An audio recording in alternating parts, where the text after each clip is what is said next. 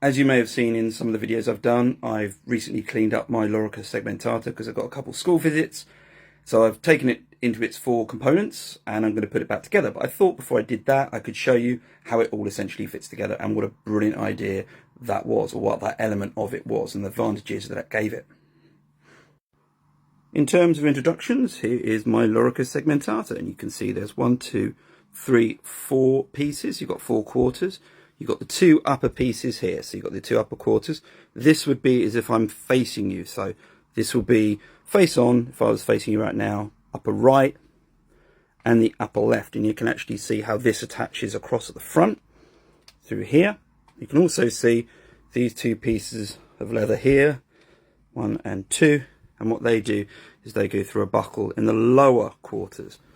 This is the lower right quarter, as if I was facing you. You can see there is the sort of buckle thing.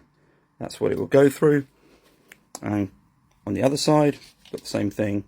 You've got that piece there. So that would go through there. So this is how it fits on the front. And now I'm going to have a quick look as how it fits on the rear, so you can see how that works as well. This would be as if I was stood facing away from you. So this is my back left or rear left of the upper part, and this is the back or rear upper right part. So I'm looking that way. If I was wearing this, you'd be stood right behind me. And again, we've got similar fastenings.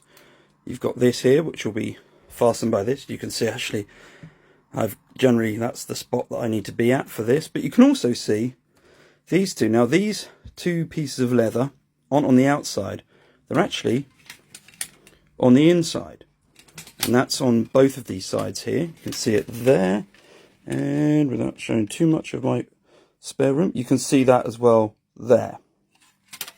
And where that fits in is in the lower parts, which I'll come to next. To keep things on theme, this is the lower quarter, and this will be, again, if I was facing that way, so I'm facing away from you. And I mentioned those pieces of leather that hang down on the inside, and you can see that's where they go to. There's one there, and there's one there. And on the other side, you've got the same thing. There's one there, and there's one hiding around here. Oh, there it is. There's one there. So you've got one there, you've got the second one there, and so those 2 pieces of leather come on the inside. In terms of it fitting together, you will have noticed these. Now, what you have on the front and the back is these brass pieces where you will, a bit like I suppose shoelace, you want to attach these to each. Now there is a bit of discussion over that. What I tend to do is weave them in and out, and you'll see that later when I'm wearing the armour.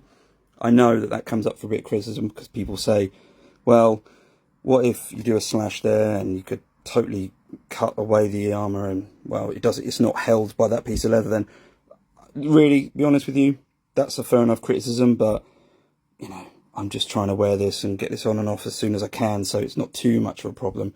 But I think what the legionaries would have done would have had individual ties between the 2, so you'd have each of those with their own pieces of leather. But again, if someone's getting up to you that close to make that kind of mark with a sword, you're in a lot of other danger. So I don't know if that would be primarily your concern. Likewise, perhaps you would want them to come up that close to you, because after all, you're a Roman legionary. Close quarter combat is exactly what you're there for. I'm going to review the armour a bit later on when I put another video up where I'm wearing it. I just wanted to show you what it looks like in terms of it broken down into its 4 components. And that's a really important aspect to it, because the fact that you could have 4 components to it meant that you could replace them easily. If, say, for example, that upper right section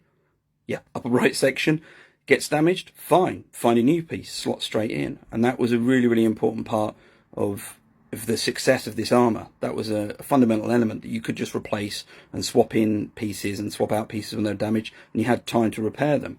And we know that in the Roman camps, they would have plenty of spares, so you could again just replace one piece, and you wouldn't necessarily need to get rid of it, because the Roman army often had blacksmiths, specialist people could then sit, rather than perhaps doing the more tedious drills or cleaning out the toilets or doing all that kind of mucky work, they would get the jobs of repairing it. So if you're a specialist in the Roman army, that's a great way of getting out the drudgery, literally cleaning toilets and doing all the horrible stuff, you would be sat making sure that you were repairing these pieces to ensure that any replacements were there if necessary.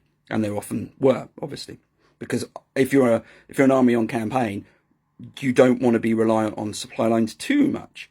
You know, ultimately, you want to be as self-sufficient as you can. So having armor that was in a way kind of self-sufficient, that was a big boon for them. Anyway, sorry for the length of the video. I'm going to be putting this on in a bit and probably doing a couple of videos and whatnot on it. If you've got any questions, stick them in the comments. Anyway, thanks for watching.